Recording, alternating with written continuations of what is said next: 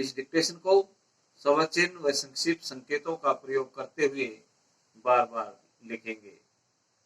Ready, start. माननीय मंत्री जी, यह हमारे सौभाग्य की बात है कि आज इस शुभ अवसर पर आप यहाँ उपस्थित हैं। विराम। अपने अनेक महत्वपूर्ण कार्यों में व्यस्त रहते हुए हमें अपना अमूल्य समय प्रदान किया, जिसके लिए हम आपके अत्यंत आभारी हैं। विराम। पैरा। श्रीमान, यह स्थान उसी ब्रज भूमि के अंतर्गत है जहां अतीत में दूध की नदियां बहती थी। विराम। हमारे दुर्भाग्य से आज यह बात सौपन सी प्रतीत होती है। विराम। जो भी हो, इस तथ्य से इनकार नहीं किया जा सकता। विराम। कि हमारे राष्ट्र की जीवन शक्ति को बनाए रखने के लिए शुद्ध दूध और घी की अनिवार्य आवश्यकता है। विराम। स्वतंत्रता प्राप्ति के बाद हमारे देश के कर्णधारों ने इस बात को महसूस किया और राष्ट्रीय विकास की पंचवर्षीय योजनाओं में दूध का उत्पादन बढ़ाने के लिए पशुओं की नस्ल सुधार के कार्यक्रम को प्रमुख स्थान दिया। विराम।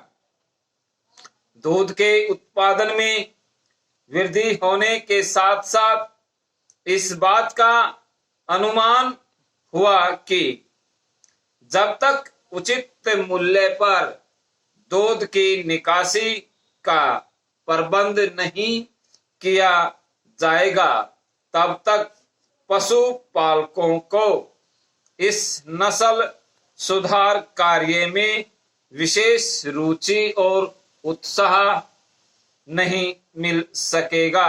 विराम।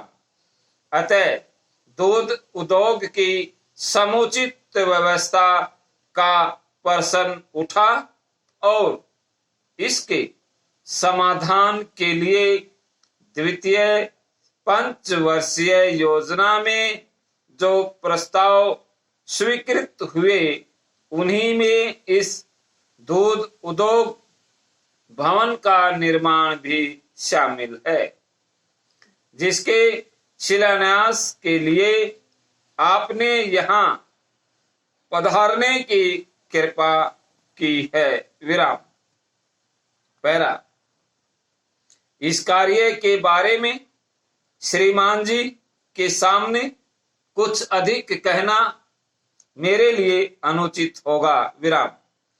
मुझे इतना ही बताना है कि इस योजना की कुल लागत 7 लाख रुपए आंकी गई है, जिसमें से 3 लाख रुपए इस भवन निर्माण के लिए और शेष धनराशि यंत्रों के लिए रखी गई है। विराम। इस यंत्र के लगभग जाने से पशुपालकों को दूध का उचित मूल्य मिल जाएगा तथा उत्तम नस्ल के पशुओं के पालन पोषण में उनका उत्साह बढ़ सकेगा। विराम। अलीगढ़ शहर में दूध के वितरण का भी प्रबंध इस योजना के अंतर्गत किया जा सकेगा तथा हमें पूर्ण विश्वास है कि सब सदस्यों के सहयोग से इस योजना को सफलतापूर्वक चलाया जा सकता है। विराम। पैरा। अब अधिक समय न लेकर माननीय मंत्री जी से प्रार्थना करूंगा कि वे इस संस्था को अपना आशीर्वाद दें और हमें ऐसा उपदेश प्रदान करें जिस पर चलकर हम अपने देश और जनता की अधिक से अधिक सेवा कर सकें। समाप्त।